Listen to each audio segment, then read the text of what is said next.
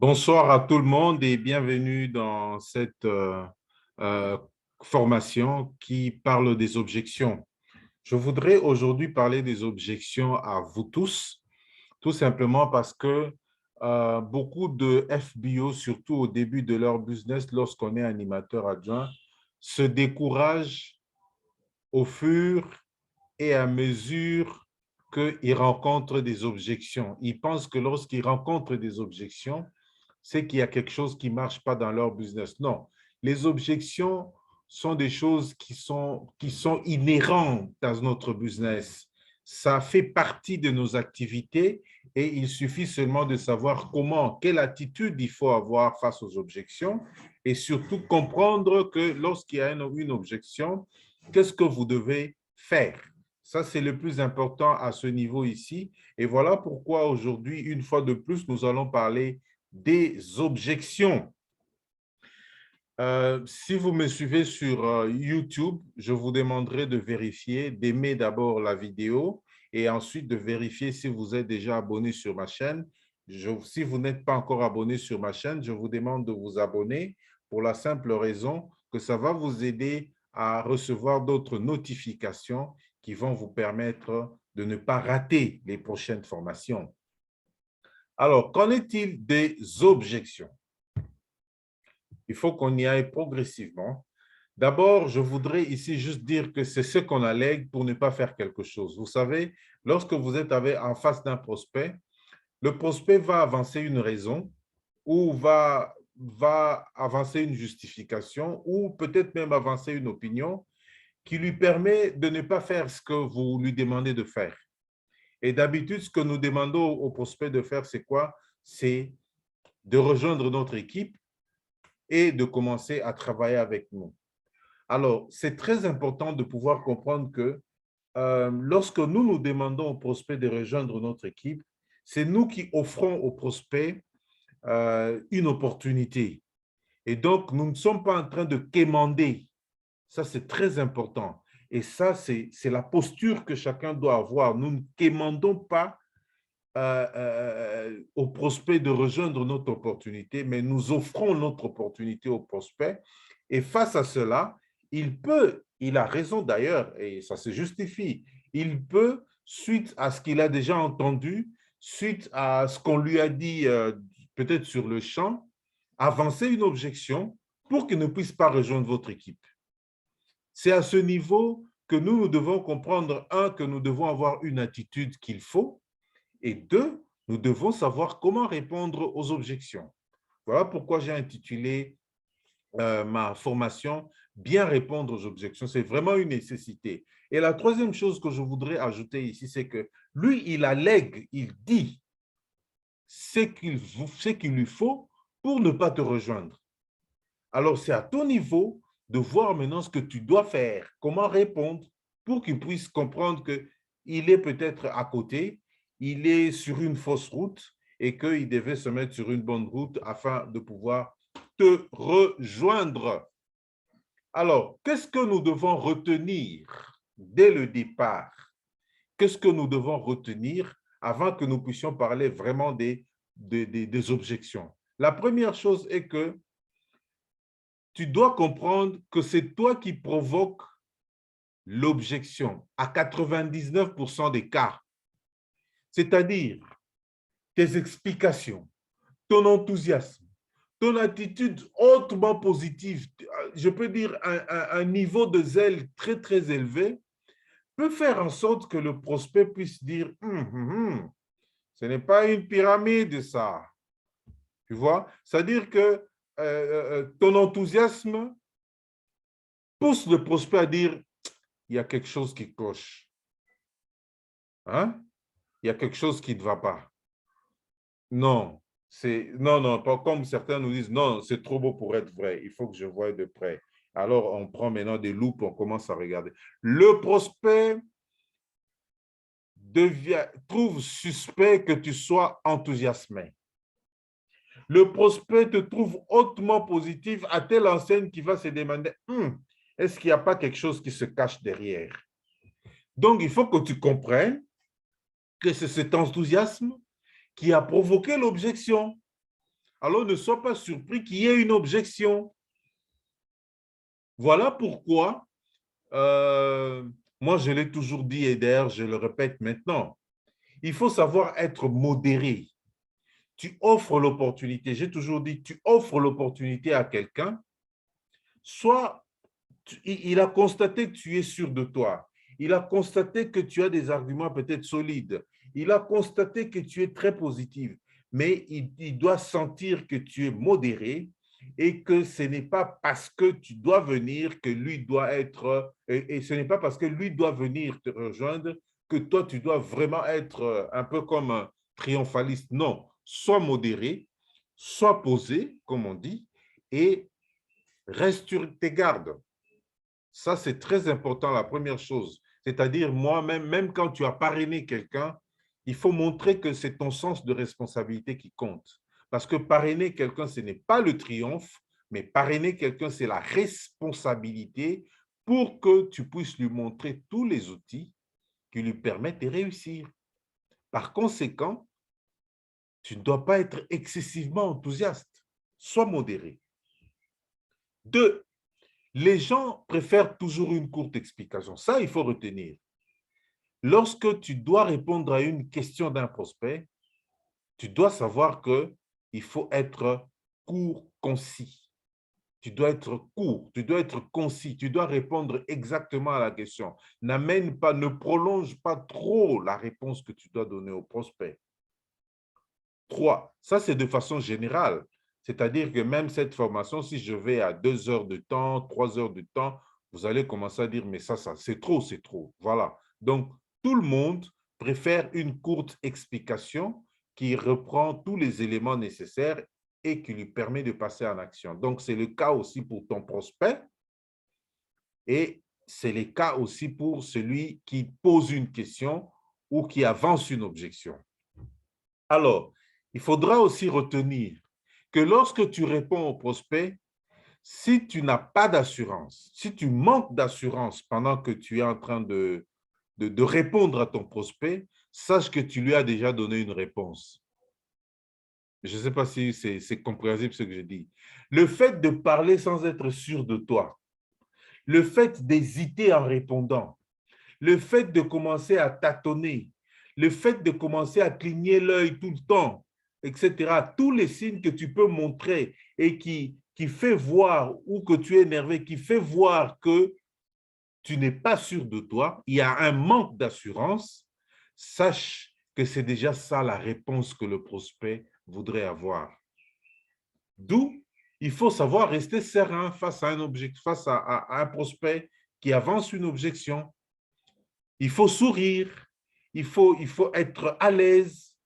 Il ne faut pas dire au prospect, bon, je suis à l'aise par rapport à ta question. Non, le fait de dire je suis à l'aise montre que tu n'es pas à l'aise. Hein? Le fait de commencer à tâtonner montre que tu n'es pas à l'aise. Le fait de commencer à cligner l'œil montre peut-être que tu n'es pas à l'aise. Voilà. Et le quatrième point, on dit, ayez une main de fer dans un gant de velours. C'est-à-dire, lorsqu'on regarde, on trouve que c'est un gant de velours. Donc, ne t'énerve pas. Il ne faut pas t'irriter. Même si tu dois répondre, alors réponds sans t'énerver. Quelle que soit l'objection, j'ai commis des erreurs comme ça moi aussi. Il m'est arrivé de m'énerver parce que la personne avançait l'objection comme quoi, ça c'est vraiment il y a longtemps, ça fait 4 ans, ça fait 5 ans, 6 ans même. 6 ans même, oui, c'est 6 ans. C'est-à-dire que la personne m'envoie l'objection comme quoi c'était, je suis entré dans des trucs d'occultisme. Alors moi, ça m'a énervé parce que c'était un ami qui me le disait. Donc, il ne faudrait pas avoir cette attitude. Jamais s'énerver, jamais s'irriter. Donc, avec le 3 et les 4, restez serein, restez tranquille, souris même, souris face à une objection. Toujours ce que nous devons retenir, pour mieux répondre à une objection, la règle d'or est d'avoir l'empathie. L'empathie, ayez de l'empathie, c'est-à-dire mettez-vous à la place de celui qui vous pose, qui vous propose, si je peux le dire, l'objection. Mettez-vous à sa place et prenez sa place. Sentez ce qu'il sent. Réfléchissez un peu comme lui et vous allez voir que ça marche. Ensuite, ne cherche pas des arguments, je ne sais pas où, pour convaincre quelqu'un, parce que le verbe convaincre, je l'entends souvent chez les prospects, surtout les nouveaux, les prospects, mais aussi les nouveaux FBO, qui disent souvent, bon, écoutez, il faut convaincre les gens, ça demande de convaincre les gens. Le mot convaincre sort souvent chez ceux qui viennent de démarrer leur business. Ne cherchez pas d'arguments pour convaincre. Ne cherchez pas à vous tuer dans les arguments de convaincre quelqu'un lorsqu'il avance une objection. Utilisez la même formule dans vos réponses ou bien adaptez cette formule en fonction de votre style de langage. Vous pouvez avoir un style de langage à vous et vous pouvez adapter ce que je vais dire tantôt vis-à-vis de vos prospects ou alors en fonction de la manière dont le prospect aborde la question, vous pouvez modifier un peu, mais pensez toujours que vous devez avoir de l'empathie, utiliser une formule qui vous permet d'avoir facilement le prospect. Alors, ceci me permet de passer à ce que nous appelons les formules à utiliser. Premièrement, montrez au prospect que vous avez compris, que vous vous mettez à sa place, comme je disais tantôt, que vous avez de l'empathie. Utilisez la phrase du genre « je vous comprends »,« je vous comprends ». Moi aussi, je pensais la même chose. Mais après avoir pratiqué, ou après avoir cherché, ou après avoir découvert, après avoir fait mes recherches, je me suis rendu compte que ce n'était pas ça. Hein? C'est très important de dire à un prospect que je vous comprends. Si vous ne lui avez pas dit je vous comprends, dites-lui d'accord, je suis d'accord avec vous. Je vous dis aujourd'hui, mes chers amis, je suis devenu un spécialiste. Quand quelqu'un me dit, comme maintenant, il y a pas longtemps, juste avant ceci, j'ai discuté avec une prospecte qui doit prendre son C9, qui commençait à me dire, non, écoutez, mais est-ce que si ça ne marche pas, elle a avancé tellement d'arguments pour me montrer que non, non, elle ne peut pas acheter. Et vu le prix, vous savez, j'ai commencé par dire, je suis d'accord avec vous.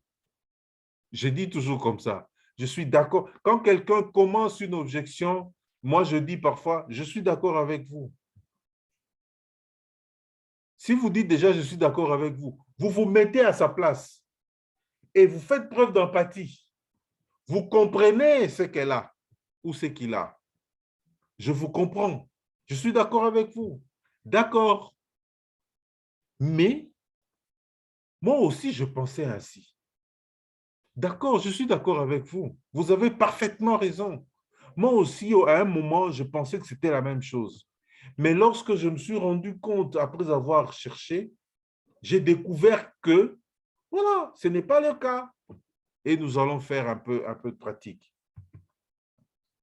Voilà, je viens de mettre, je viens pratiquement de dire j'ai déjà dit ce que je viens de mettre. Je suis d'accord avec vous.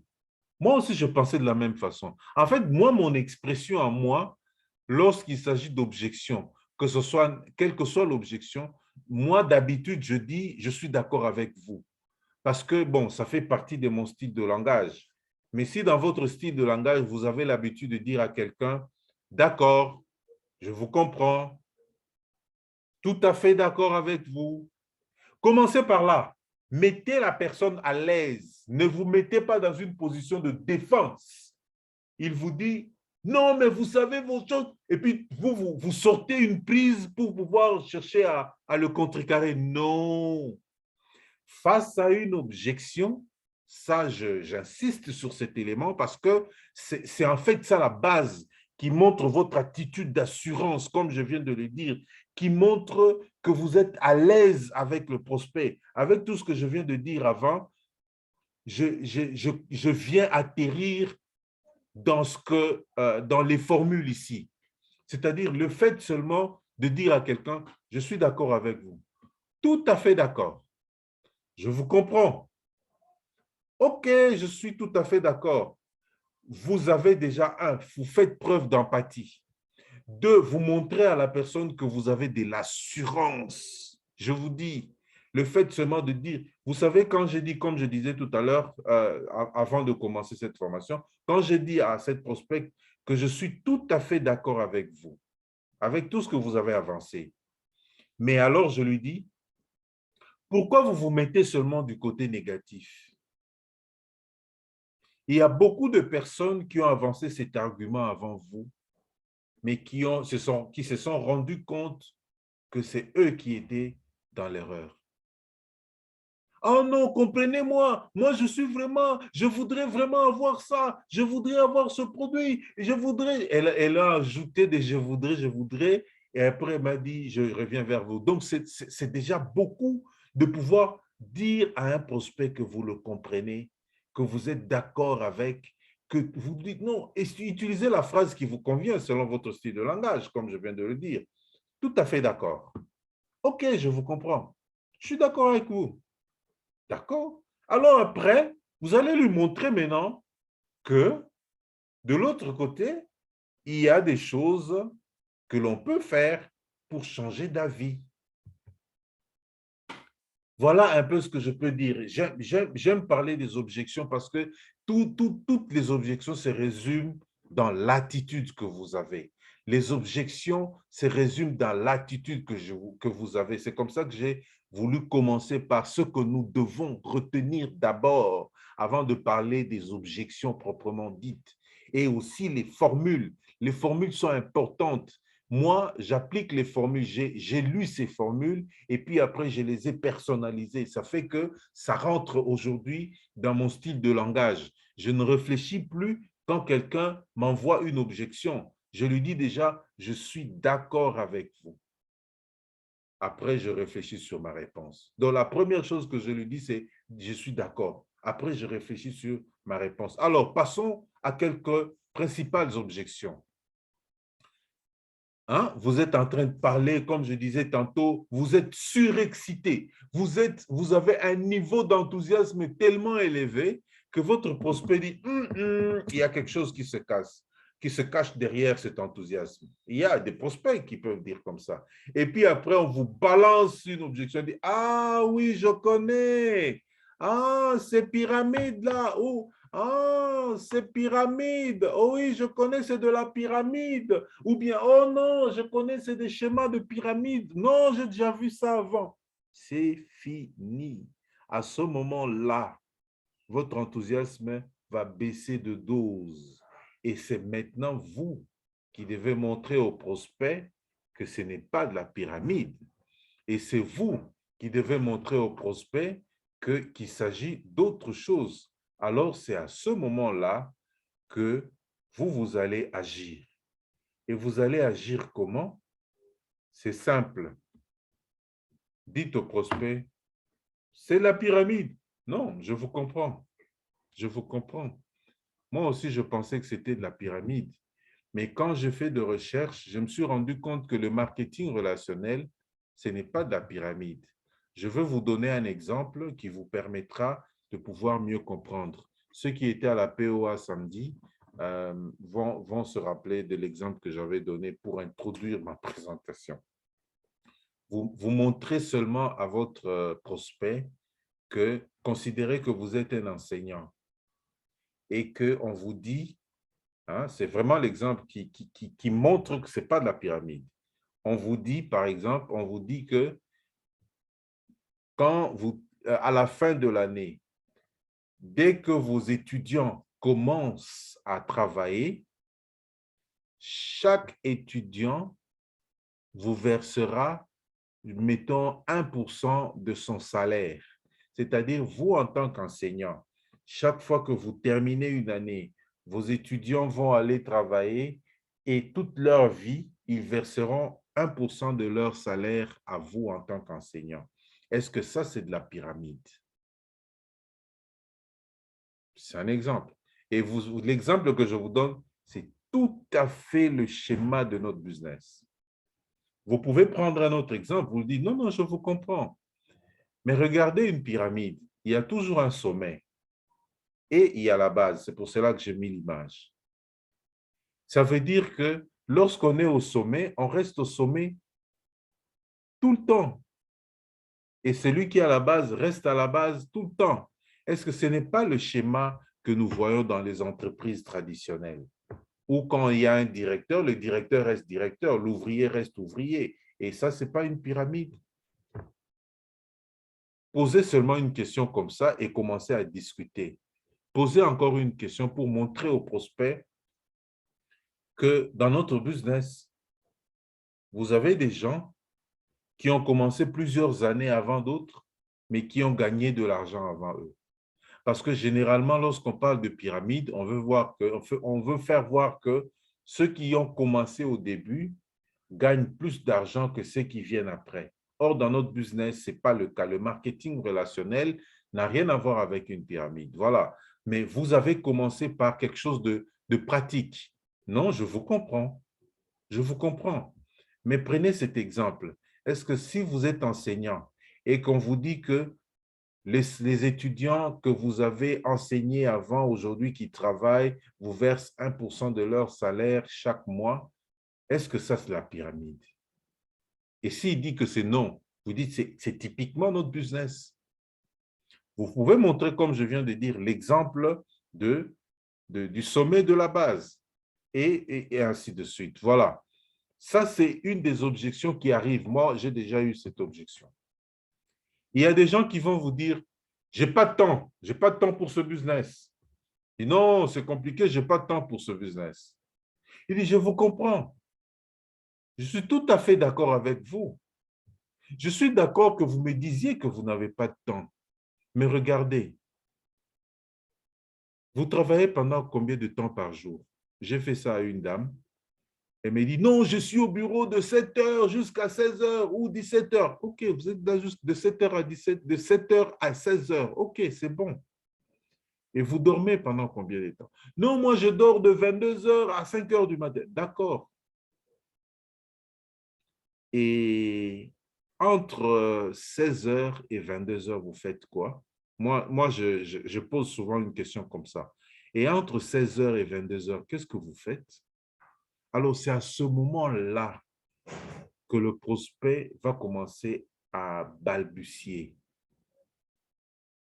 Il y en a qui vont avancer le transport, il fait 1 heure ou 2 heures de transport. D'accord, enlevez 2 heures. Il va rester de 18 heures à 22 heures. Alors, posez-lui la question de 18 heures à 22 heures, qu'est-ce que vous faites? C'est à ce moment-là que vous allez lui montrer qu'il suffit de consacrer 1 heure, qu'il suffit de consacrer 1 heure ou 2 heures chaque jour, hein, de son business, de son temps pour le business, pour pouvoir arriver à faire quelque chose de grand. Et maintenant, vous pouvez ajouter des... Le prospect n'a pas besoin que vous puissiez commencer à lui dire, regardez, vous dormez pendant 8 heures, vous travaillez pendant 8 heures, vous dormez 8 heures, vous travaillez 8 heures, ça vous fait 8 plus 8, ça fait 16. Et vous avez 8 heures de loisirs, 8 heures de ceci. Non, donnez-lui le temps de répondre aux questions. Vous travaillez pendant combien de temps par jour? Il va vous dire de telle heure à telle heure. D'accord, c'est parce que ça, c'est personnalisé. Et ensuite, vous lui dites, vous dormez pendant combien de temps par jour? Et vous allez avec lui dégager son temps libre pour lui montrer qu'1 heure de temps consacré à ce business peut lui rapporter de l'argent. 1 heure de temps par jour ou 2 heures de temps par jour consacré à ce business peut lui rapporter de l'argent. Il suffit seulement de faire cet exercice avec lui, le prospect va comprendre. Alors, c'est à toi maintenant de pouvoir le laisser répondre. S'il est négatif, il va chercher à vous couper, etc. Mais s'il n'est pas négatif, alors il va comprendre qu'il y a quand même un peu de temps qu'on peut consacrer à ce business. Mais j'insiste sur l'approche de travail, la manière d'aborder le prospect et de pouvoir parler avec lui. C'est vraiment le jeu de questions-réponses. La même chose, il peut vous dire que vos produits coûtent cher. Le prospect, il vient, il dit, oh papa, vos produits coûtent cher. Je connais vos produits, ça coûte cher. Dites-lui que vous avez tout à fait raison. Dites-lui que je vous comprends. Dites-lui que, ok, d'accord, ça coûte cher. Mais alors, prenons un exemple. Il est cher par rapport à quel autre objet? Posez seulement la question. Il est cher par rapport à quel autre objet? Supposons qu'ils disent, vous avez votre dentifrice qui coûte de loin plus cher que ce que nous avons sur le marché. Je ne cite pas de nom. Vous allez lui dire, oui, notre Bright, parce que je peux citer le nom de Bright. Notre Bright, il est plus cher que l'autre.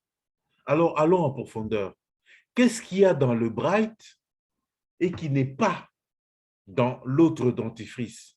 Quelle est la valeur ajoutée du Bright? Montrez-lui que la valeur ajoutée du Bright fait de lui un produit beaucoup plus important que l'autre.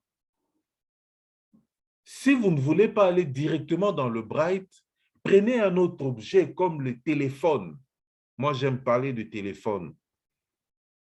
Montrez-lui qu'il y a le téléphone de 10 dollars ou je ne sais pas, de 20 dollars. On peut dire allô, allô avec ce téléphone, appelez tout le monde. De l'autre côté, il y a un smartphone. On va dire aussi allô, allô et téléphoner tout le monde.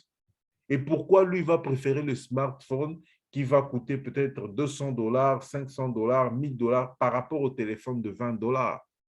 C'est à ce moment-là que le prospect va vous montrer que le smartphone a beaucoup plus d'options que l'autre téléphone. Et alors, vous serez à l'aise pour lui dire exactement, vous avez des produits de meilleure qualité, des produits qui sont naturels, etc. Vous présentez certaines qualités de nos produits. Si vous avez l'exemple de Bright, vous présentez le fait que le Bright ne contient pas de fluor, ne contient pas de triclosan, qui sont des produits dangereux, etc., etc. Mais il est tout à fait naturel à base d'aloe vera et des propolis d'abeilles. Voilà la valeur ajoutée qui fait que ce produit coûte plus cher. Et d'autres peuvent avancer l'objection de dire non, ce n'est pas accessible à tout le monde. Moi, j'ai toujours dit, je vous comprends, vous avez tout à fait raison que ce ne soit pas accessible à tout le monde. Mais est-ce pour autant qu'on a besoin de tout le monde pour faire un business? J'ai toujours montré qu'un business tourne avec une population cible, avec un nombre de clients précis. On n'a pas besoin du monde entier, on n'a pas besoin, sinon toutes les personnes qui ont des magasins de luxe allaient fermer parce que ce n'est pas accessible à tout le monde. Ils ont besoin juste d'une clientèle qui leur permet de faire un chiffre d'affaires et un bénéfice bien précis. Mais alors, commencez par ce dialogue en lui disant, vous avez raison, je vous comprends, vous avez tout à fait raison. Mais alors, posez une question et allez pour mollo mollo. Voilà, il y a d'autres questions du genre, est-ce qu'il s'agit d'insectes, plutôt, excusez-moi, est-ce qu'il s'agit d'insectes d'occultisme? Je vous ai dit tout à l'heure qu'au début de mon business, il y a une amie qui m'avait dit, non, mais tu es entré dans des choses. J'étais énervé. Bon, il faut dire que je l'ai raté. On a même détérioré nos relations à cause de ça, parce que moi, ça m'avait touché, quoi. Qu'on me dise que je suis devenu occultiste. Aujourd'hui, lorsqu'on vous pose la question, est-ce que vous êtes, il s'agit d'insectes, etc., ou alors on ne va pas vous dire qu'il s'agit d'insectes, on va, comme il y a un monsieur qui commençait à tourner autour du pot en me disant, non, écoutez, ça demande beaucoup de concentration, tout ça, et en fait, lui, en parlant de concentration, il voulait faire voir que vous entrez dans l'occultisme et tout. Je lui ai dit, je vous comprends. Je suis tout à fait d'accord que vous puissiez avancer comme ça. Mais imaginez que vous faites un business vous vendez toujours des produits cosmétiques, des produits de beauté, mais d'une autre maison. Si la concentration dont vous parlez, parce que lui parlait de concentration, si la concentration dont vous parlez, c'est rester focalisé, alors je vous donne raison. Mais si vous faites allusion à un groupe de prière ou quoi, ou à un secte ou d'occultisme, je lui dis simplement, venez voir. Vous pouvez aller au travail où vous êtes. Chacun a sa religion. Il y a des occultistes peut-être. Mais est-ce pour autant que vous n'allez pas travailler? En fait, je lui ai fait voir que ce n'est pas la religion qui compte dans le business. Ce n'est pas le fait de prier ensemble qui compte dans le business. Parce qu'avec Forever, vous avez les gens qui sont en Asie, qui sont, je ne sais pas de quelle religion, bouddhiste. Vous avez des musulmans qui sont en Arabie Saoudite. Vous avez des chrétiens qui sont ici. Vous avez même des gens qui sont athées, etc. Vous avez même des gens qui ne prient chez personne et tout le monde est là et fait le même business. Vous lui faites voir ces éléments, mais au début, commencez par lui montrer qu'il a raison. Il y a des gens qui vont vous dire, je ne connais pas les gens. Oui, vous avez raison. Est-ce que nous pouvons voir votre téléphone? Vous avez combien de contacts dans votre téléphone? Ça devient simple. Le fait seulement d'avoir le nombre de contacts dans son téléphone va faire voir qu'il connaît des gens. Vous pouvez aller plus loin. Lui montrer aussi son entourage, des gens avec qui il a étudié depuis l'école primaire jusqu'à aujourd'hui. Si vous voulez bien, vous pouvez encore aller plus loin. Vous lui dites, vous avez un compte Facebook? Oui. Vous avez combien d'amis Facebook? Il va vous dire, non, moi, sur Facebook, j'ai 400. 400, c'est déjà des gens que vous connaissez. Et donc, vous pouvez déjà répondre à cette objection. Il y a des gens qui, pour vous laisser vite partir, ils vous disent, non, écoutez, bon, envoyez-moi de la documentation, je vais lire et puis je vous répondrai. Attention à cette objection. Envoyez-moi de la documentation, ça, c'est un piège. Dès que vous répondez positivement à ça, vous dites, OK, je vais vous envoyer la documentation, le prospect vous a eu. Non, non, bon, envoyez-moi la documentation, je vais lire et puis je vous répondrai. Le prospect vous a eu. Si vraiment le prospect tient à ce que vous puissiez lui envoyer de la documentation pour qu'il lise, peut-être qu'il n'a pas beaucoup de temps, alors prenez rendez-vous. Dites-lui, je vous donne la documentation et puis on en parle quand? Peut-être dans 48 heures, peut-être dans 72 heures. Si je vous envoie de la documentation, je vous relance après-demain. Parce que si vous envoyez de la documentation sans prendre un rendez-vous, il ne va pas lire, généralement. Mais si vous lui dites, bon, je vous envoie, envoyez-moi de la documentation, et vous dites, OK, je vous envoie de la documentation, vous allez lire, mais moi, je vous relance dans combien de temps? Entendez-vous sur le temps? OK, relancez-moi dans 48 heures ou dans 72 heures. C'est bon. Dans 72 heures, relancez la personne. Ça, c'est vraiment une façon de répondre à cette objection. Je travaille déjà avec une autre compagnie. Ah oui, je vous comprends. D'ailleurs, c'est super. Non, c'est très bien. C'est très bien, c'est très bien. C'est magnifique. Ah, c'est quelle compagnie déjà? Et vous faites quoi avec, etc. Si vous trouvez, comme moi, j'ai eu un cas comme ça, que la personne a travaillé avec une autre compagnie, je ne vais pas citer le nom, mais quand j'ai échangé avec lui, il m'a fait voir qu'ils avaient, je crois, 2 ou 3 produits. Je lui ai dit, ah, vous avez seulement 2 ou 3 produits. Mais il peut arriver, ça c'est ce que je lui ai dit, vous pouvez avoir besoin d'autres produits. Contactez-moi. N'hésitez pas de recourir à nos produits parce que vos produits sont limités. Nous avons plus de 200 produits. Et donc, nous avons une large gamme qui nous permet de pouvoir vous satisfaire sur beaucoup de plans. D'accord? Ça, c'est un élément. L'autre élément que vous pouvez avoir comme réponse pour quelqu'un qui travaille avec une autre compagnie, c'est son plan marketing. Vous pouvez échanger, vous dites, OK, dans votre compagnie, je suis tout à fait d'accord, c'est super, c'est formidable, magnifique. Vous gagnez comment? Dites-moi comment un peu vous gagnez de l'argent et tout. Quel est votre plan de rémunération et tout? Posez la question sur le plan de rémunération. Et lorsque votre prospect est en train de répondre à cette question sur le plan de rémunération, vous allez détecter par rapport à leur plan de rémunération les forces de notre plan de rémunération.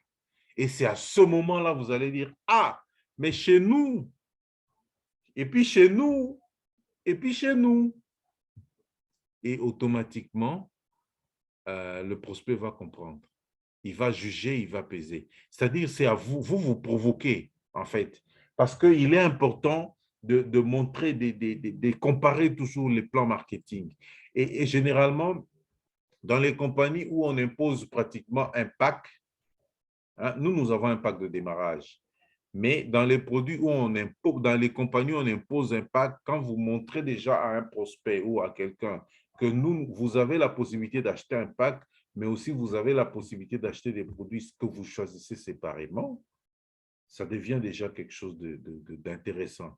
De deux, lorsque vous commencez à parler du plan marketing et que vous montrez déjà que dès le premier mois, vous pouvez gagner 35% ou 30%, etc., alors le prospect va commencer à comprendre que non, non. Lui-même, il va commencer à peser et il va évaluer pour voir dans quelle mesure il peut ou non répondre. Ensuite, vous gardez contact pour continuer à échanger. L'autre objection que nous trouvons souvent, c'est « Bon, écoutez, je vous relance le mois prochain. Ici, donnez-lui le temps. Dites à votre prospect, le mois prochain, c'est exactement quand? Au début ou à la fin? Moi, j'ai dit toujours comme ça. Et vous savez ce qui arrive après? Je prends note. Moi, je prends note dans mon agenda. Et quand j'ai pris note dans mon agenda, même si c'est après 12 mois, dès que je retrouve cela, après 12 mois, je relance le prospect. Mais qu'est-ce que je fais? Entre-temps, je garde le contact. Après un temps, je lui envoie un message. Après un temps, je lui envoie un autre message et puis un autre message. Et puis après, le prospect va comprendre que non, non, le gars, il m'a vraiment tenu. Et il y a une dame qui me disait, mais yo Zambamba, Mbambaté en fait, Zambambaté, mais si je fais le suivi, et elle a fini par se faire parrainer. Donc, quand quelqu'un vous dit que c'est le mois prochain ou dans 2 mois ou dans 3 mois, notez dans l'agenda et posez des questions précises, c'est au début ou à la fin du mois pour que vous puissiez relancer la personne. Il y a des prospects qui disent « je n'ai pas d'argent ». Ouais, c'est une bonne opportunité. Ben non, c'est bien, mais bon, je n'ai pas d'argent. À ce moment-là, vous dites « ok, vous avez raison. Non, vous avez tout à fait, je suis d'accord avec vous. Mais alors, quand pensez-vous avoir de l'argent? Ou bien vous lui posez la question aussi de savoir qu'est-ce qui fait qu'il n'ait pas d'argent? Qu'est-ce qui lui empêche d'avoir de l'argent? C'est-à-dire, à ce moment, vous allez explorer avec votre prospect ses possibilités d'avoir de l'argent. Si vraiment le prospect vous montre vraiment qu'il n'est pas dans la possibilité de gagner de l'argent pour démarrer un business comme celui que nous avons, ça peut être vraiment qu'il n'a pas de moyens. Je rencontre des gens comme ça, certainement vous rencontrez des gens comme ça. Proposez-lui de trouver des gens qui peuvent avoir les moyens, mais qui ont besoin de produits. Ils peuvent avoir les moyens, ils ont besoin de produits, mais pas besoin de business. Et lui, il peut se servir de leurs moyens pour pouvoir démarrer son business et remettre les produits à ceux qui en ont besoin. Ça, c'est des choses qui marchent aussi, des arguments qui marchent, parce que on peut rencontrer, moi, j'ai vu une dame qui m'a dit ça, elle, c'était quelqu'un qui souffrait de VIH-Sida, et finalement, elle m'a dit, est-ce qu'il y a des produits qu'on peut donner à quelqu'un qui souffre de VIH-Sida? On a dit oui. Il y a des produits qu'on peut lui donner pour renforcer son immunité. Et finalement, et elle a négocié cela. Elle a négocié cela pour qu'elle-même, elle puisse démarrer son business et arriver à faire 2 points caisse. La même chose à une autre dame, j'avais proposé, je lui ai carrément proposé de pouvoir voir dans quelle mesure elle peut trouver des hommes d'un certain âge, à partir de 50 ans, de 60 ans, et qui ont certainement des petits problèmes liés à leur efficacité, efficacité masculine, si vous voulez que je dise. Et finalement, elle a dit, oui, oui, je peux trouver ces gens, oui, oui, je peux parler. Elle est allée voir un papa ici, un papa là-bas, et puis c'était des kits de 70 dollars, 70 dollars, 70 dollars. En fait, elle a fait tourner les 70 dollars jusqu'à ce qu'elle fasse 2 points caisse. C'est des exemples comme ça que vous pouvez utiliser pour pouvoir dire à un prospect de pouvoir démarrer. Vous pouvez aussi lui proposer, dire, bon, vous n'avez pas d'argent, vous n'avez pas de produit, vous pouvez démarrer le business quand même. Prenez les images, mettez dans votre statut. Si vous avez des gens qui gagnent, qui ont de l'argent, alors à ce moment-là, vous pouvez prendre leur argent et vous faites l'achat des produits, vous remettez les produits, vous gardez l'argent et vous avez les points caisse, ainsi de suite. Vos produits sont-ils efficaces? Ici, je peux vous garantir, mes chers amis, que si vous commencez à donner des arguments, à la fin, on vous dira Yoka Marketing, tu es très fort en marketing, marketeur. Généralement, on nous répond comme ça parce qu'on vous a posé la question de savoir si les produits sont efficaces. Vous commencez à sortir des arguments et finalement, ils disent, OK, ce sont des arguments des marketeurs. Alors, c'est ici que vous devez comprendre que l'efficacité de nos produits passe par les témoignages. L'efficacité prouvée de nos produits passe par les témoignages. Nous avons des produits qu'on ne teste pas sur les animaux. Ce sont des produits qu'on teste sur les hommes dès leur étape de développement, dès l'étape de leur développement. Par conséquent, si vous-même vous testez les produits et que vous en connaissez l'efficacité, ou alors c'est quelqu'un d'autre qui a déjà utilisé le produit, utilisez ce témoignage pour montrer que les produits sont efficaces. Ne donnez pas des arguments. Moi, à un moment, je faisais ça, mais j'ai laissé. Non, vous savez, d'ailleurs, nos produits, et puis après, j'étais allé voir, vous savez, moi, comme je suis pharmacien, j'analyse, je regarde le contenu, les ingrédients et tout, j'étais allé voir une consoeur à moi, je commence à lui montrer, voilà, nous avons le produit, voilà, il contient ceci, pas celui-là. La question de marketing était déjà entrée, elle m'a même lancé ça. Ça, c'est, tu es devenu très fort en marketing. Je dis, non, non, regarde, je vous montre, regardez le contenu ici, regardez, regardez. Ça, c'est du marketing. Ça peut être vrai. Et puis moi, je disais des choses vraies.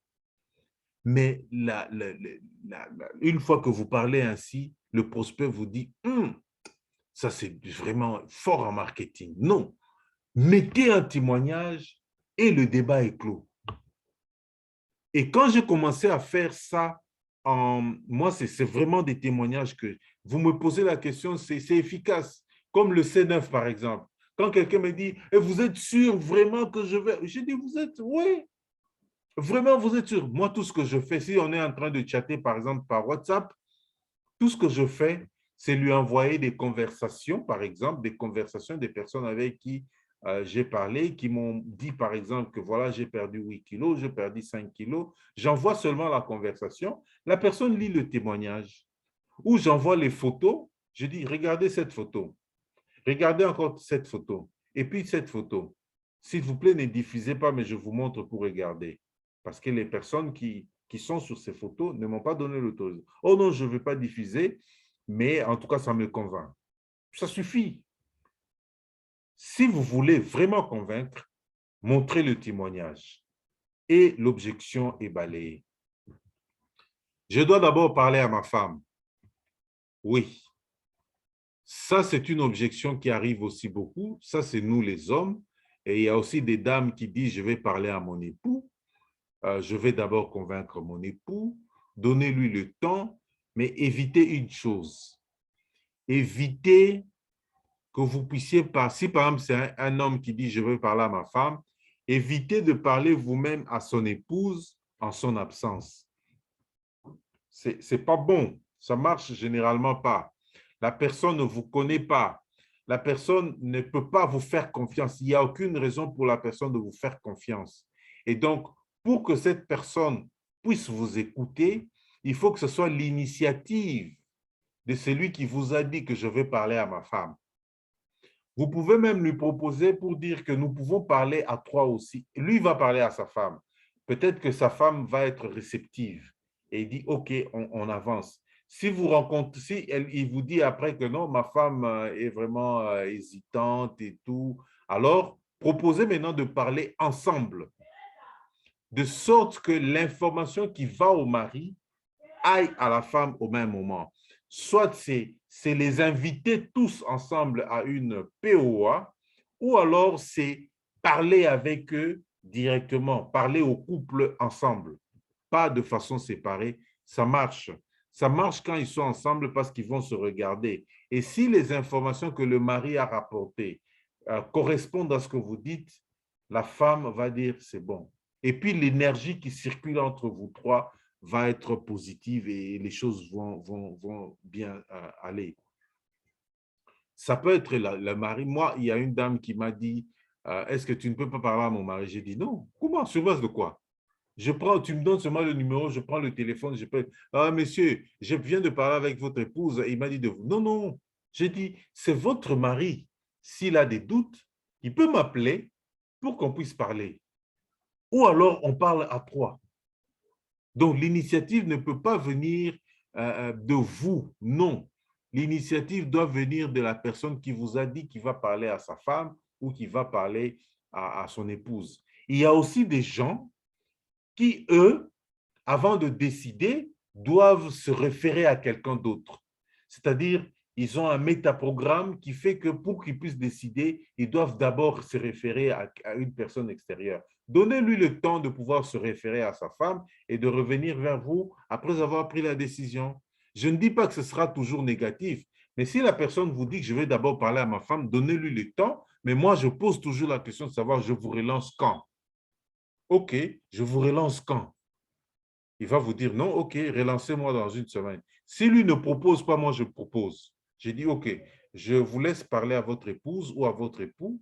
Moi, je vous relance dans 48 heures. Généralement, ça ne doit pas prendre du temps parce que s'il vous dit qu'il va parler à son épouse, en principe, le soir, ils vont se voir et puis ils vont parler. Voilà un peu ça. Alors, pour clôturer,